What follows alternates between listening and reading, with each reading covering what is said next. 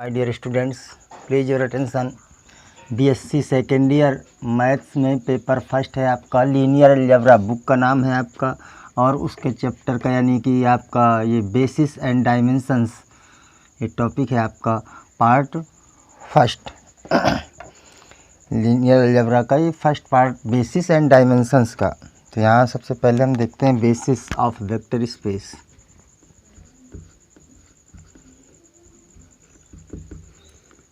Basis of vector space.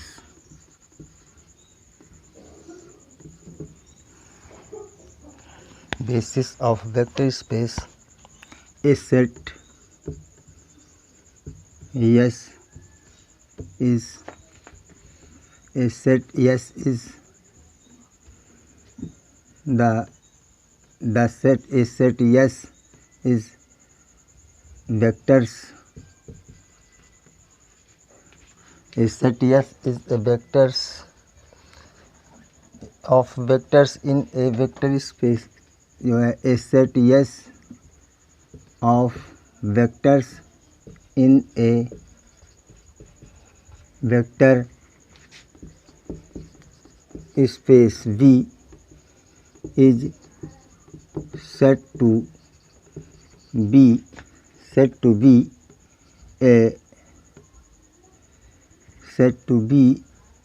a basis of V if a basis of V if अब first condition कौन सी है? if yes is linearly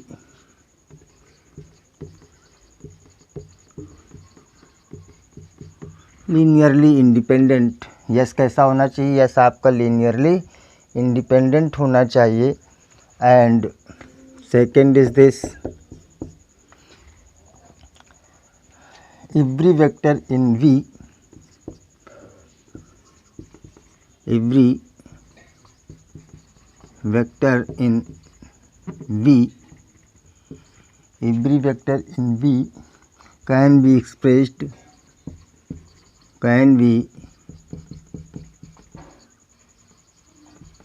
can be expressed as linear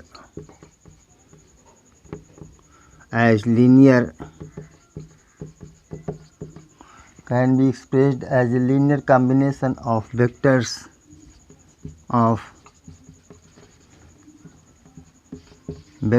in yes, any linear combination of vectors in yes, that is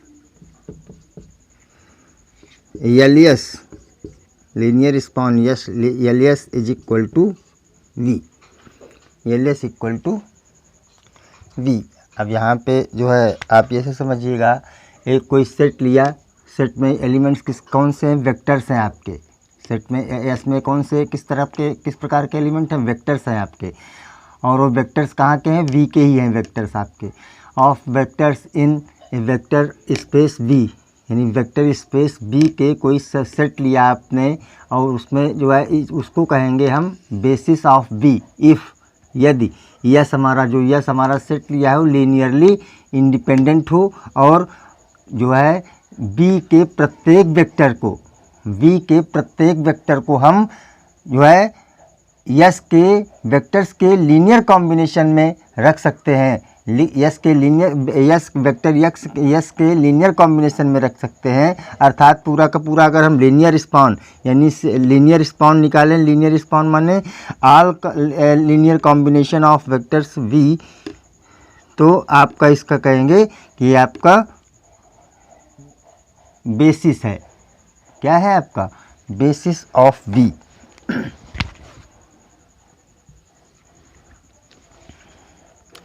आइएगा अब देखते हैं इसको और भी नाम से जानते हैं। बेसिस ऑफ दिस जो है ये आपका कह सकते हैं लीनियर बेसिस भी कह सकते हैं, इसको लीनियर बेसिस भी कह सकते हैं। और इसमें से फाइनाइट डायमेंशनल वेक्टर स्पेस, अगर a vector space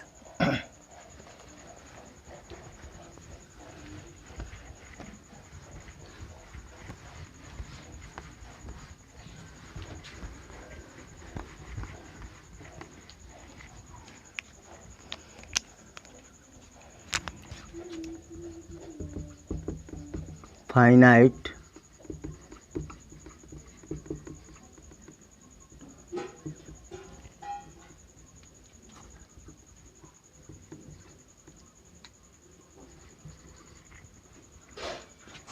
dimensional vector space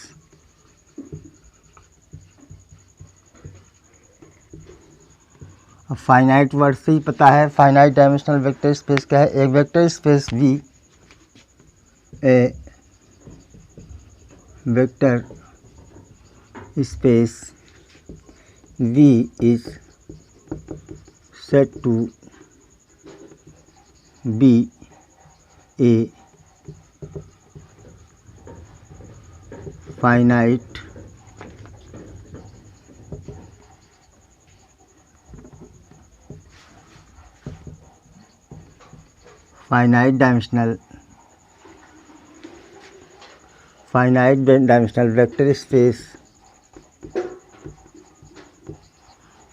dimensional vector space if there exist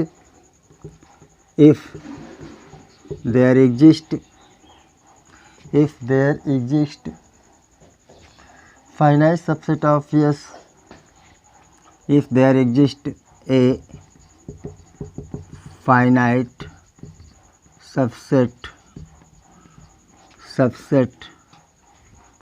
subset yes of V finite subset of yes B such that LS equal to V। वही कंडीशन LS equal to V अगर उसका एक हम ऐसा basis find out कर सकते हैं जिसके हम लीनियर स्पॉन में व्यक्त कर सकते हैं वेक्टर को, तो हम कहेंगे फाइनाइट डायमेंशनल वेक्टर स्पेस आपका है।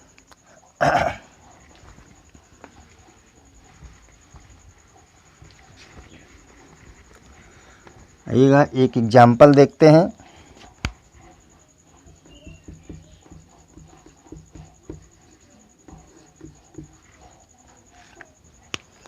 The set yes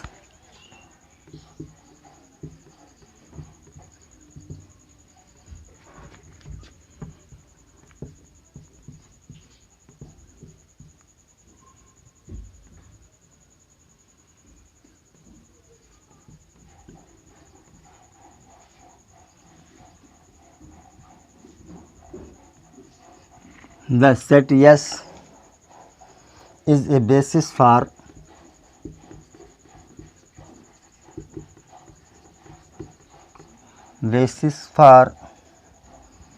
vector space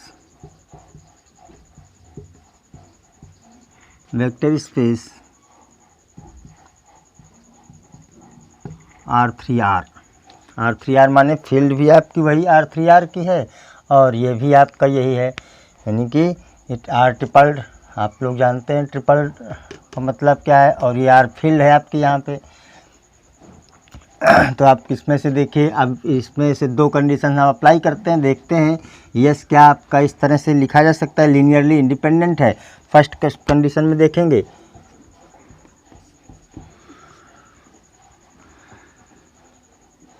yes equal to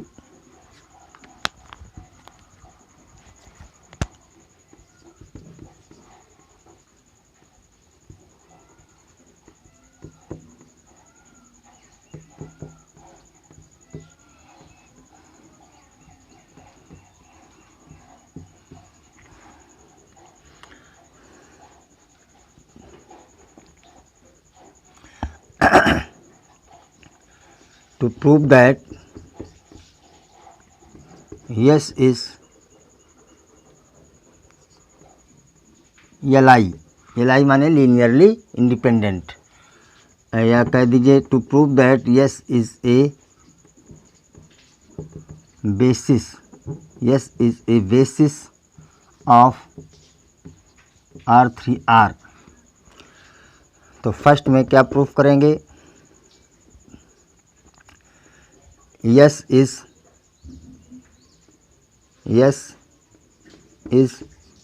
L I, S हमारा एल आई है। कैसे प्रूव करते हैं देखिए, तो एल आई लीनियरली इंडिपेंडेंट के लिए आप इस फील्ड आर के एलिमेंट लीजिएगा, यानी alpha, let alpha beta and gamma belongs to R, ये फील्ड के आपने एलिमेंट लिए आपने, और ये आपके यस के एलिमेंट दिए हैं जो है E1 equal to 1 0 0, E2 equal to 0 1 0 and E3 equal to 0 0 1। अब आप इसको निकलेंगे तो क्या alpha 1 0 0 plus beta 0 1 0 plus gamma 0 0 1 is equal to 0 0 0, 3 tupled में। अब इसमें से आप अल्फ़ा बीटा, तो अल्फ़ा देखिए ये अल्फ़ा, अब यहाँ पे प्लस बीटा 0 होगा, 0 इंटू बीटा होगा, plus 0 into gamma equal to 0, this implies that alpha equal to 0, and next 0 into alpha plus 0 into beta, 1 into beta, 1 into beta plus 0 into gamma is equal to 0. This implies that beta equal to 0, and 0 into alpha plus 0 into beta plus 1 into gamma is equal to 0. This is implies that gamma equal to 0. तो यहाँ पे देखिए alpha beta gamma, that is alpha equal to beta equal to gamma, ये सारे zeros मिल गए आपको, alpha beta gamma equal to 0। तो ये जो है आपका hence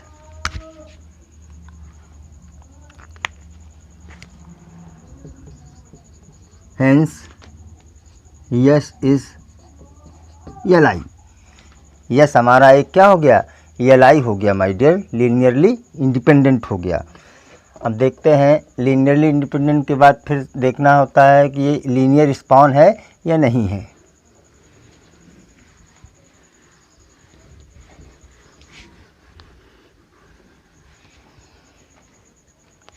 second is this, linear span is this, if A B C, अब A B C belongs to R3 का कोई वेक्टर है आपका, यानी R ट्रिपल में A B C X Y Z U V W कुछ इसी प्रकार के एलिमेंट्स होंगे आपके, चूँकि 3 हैं इसके अंदर 3 ट्रिपल्ड होंगे आपके ये। तो ये हमने एक वेक्टर लिया इसका। अब इस वेक्टर को देखते हैं, क्या इस वेक्टर को एक आर्बिट्री वेक्टर, आर्बिट्री माने मैंने अपनी एक इच्छा से एक वेक्टर इसका चॉइस किया है। अब देखते हैं क्या इस वेक्टर को हम इन यस के वेक्टर्स के लीनियर कॉम्बिनेशन में पुटअप कर सकते हैं। तो इसके लिए देखिएगा A B C is equal to A 1 0 0 plus B 0 1 0 plus B 0 1 0 plus C 0 0 1। तो इसमें से देखिएगा, अब इसका अगर करेंगे तो ये देखिए क्या मिलेगा हमको। अगर इसको आप एक्सपेंस करते हैं तो इस तरह से जो है, अब वही चीज़ सेम लिखिए, देखिए आप अब एक ए तो ए मिल जाएगा, फिर यहाँ बी 0 यानी ए प्लस 0 प्लस 0, फिर 0 प्लस बी प्लस 0, फिर देखिए 0 + 0 + C, this is equal to ABC। ये वही चीज़ लिखी है। इसका मतलब हम इसके लीनियर कॉम्बिनेशन में लिख सकते हैं, सारे वेक्टर्स को हम इसके लीनियर कॉम्बिनेशन में लिख सकते हैं। तो इसमें जो है hence every vector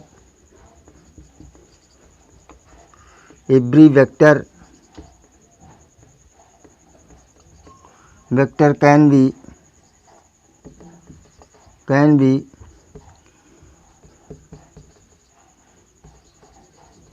expressed as linear combination of vectors। yes, अब दोनों कंडीशन हमारी सेटिस्फाइड हो गई।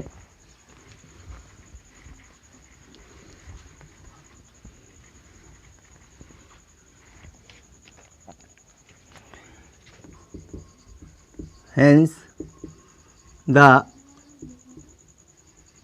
given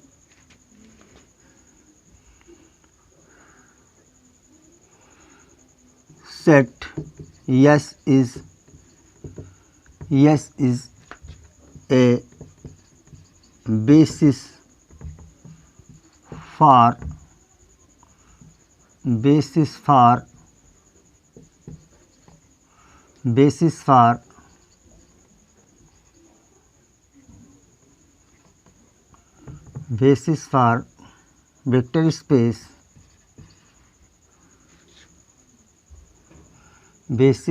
vector space R3R। ये आपका बेसिस मिल गया। अब देखिएगा, आपने इसको यस बनाया, अगर आप ये भी यस ले लें,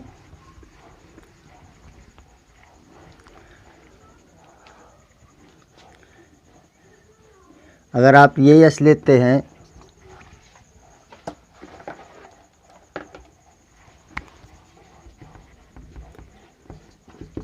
यस अगर ये लेते हैं, कौन सा जो है आपके पास, अगर यस आपका इस तरह से लेते हैं 1 0 0 1 1 0 and 1 1 1 1 1 1, this is also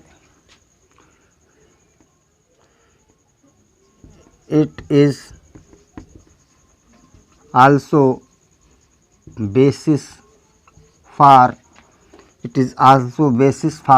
R3R। ये भी R3R का बेसिस मिल जाएगा। तो हम ये देख सकते हैं कि जो बेसिस होते हैं वो आपके मोर देन वन बेसिस हो सकते हैं एक ही वेक्टर के।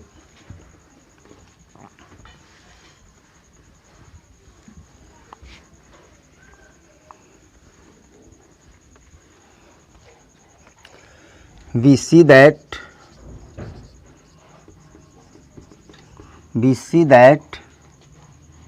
a vector space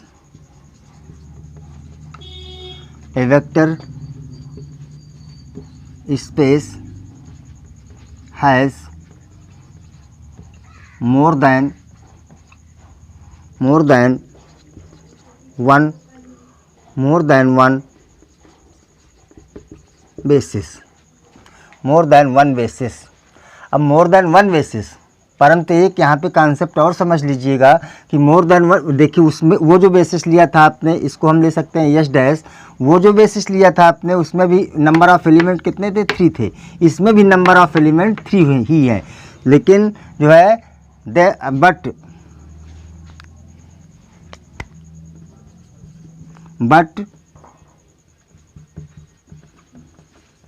number of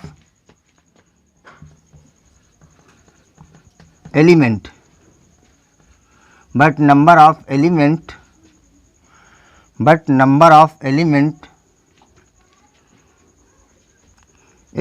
of each basis each basis is same, यानी जो आपके बेसिस, तो एक सेट वेक्टर स्पेस के बेसिस आपके मोर देन वन, बहुत सारे बेसिस हो सकते हैं। अब हमें भी नहीं पता कितने किसके हो सकते हैं, लेकिन मोर देन वन बेसिस हो सकते हैं। इसका मतलब हुआ, लेकिन जो नंबर ऑफ एलिमेंट बेसिस में होंगे वो आपके सेम होंगे।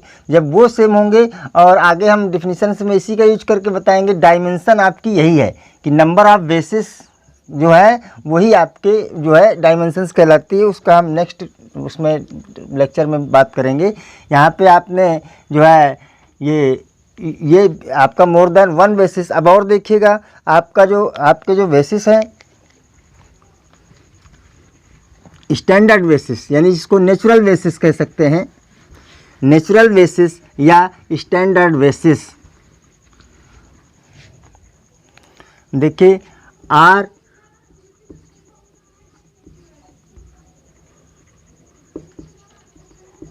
आर्यन आर का नेचुरल बेसिस क्या है?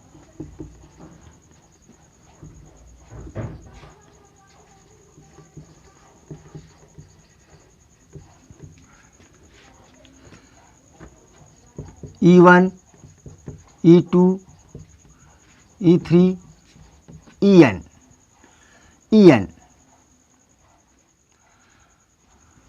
आर्यन, और इसी में लिख सकते हैं CNC का भी, CNC एंड आर्यन आर। CNC या ये आपका CNC या आर्यन आर का भी आप बेसिस इस तरह से लिख सकते हैं। कैसे? ये आपका बेसिस मान लीजिए बना। अब EN, ये where EN is equal to where E1 equal to, अब E1 किस तरह का है आपका देखिएगा। E1 आपका जो है, ये चूँकि एक वेक्टर है आपका, तो 1 0 0 0 0 कहाँ तक? N टाइम, यानी ये जहाँ तक है आपका N टाइम। ठीक, अब E1 आपने N टाइम रख दिया। अब E2, में ये 0 रखेंगे। अब ये फर्स्ट एलिमेंट 1 एंड ये सेकंड एलिमेंट 1। अब ये सेकंड एलिमेंट 1 हो जाएगा, बाकी सब 0 हो जाएंगे। कहाँ तक हो जाएंगे? Dot N time. अब E3 मीन्स कहाँ तक हो जाएंगे आपके? ये यानी थर्ड एलिमेंट 1 होगा, 0 0 1 एंड नेक्स्ट 0, कहाँ तक? N time.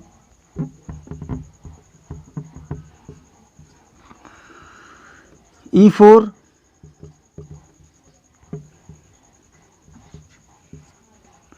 अब ये फोर्थ एलिमेंट 1 होगा, 0 0 0 1 0 0 0, कहाँ तक? N time.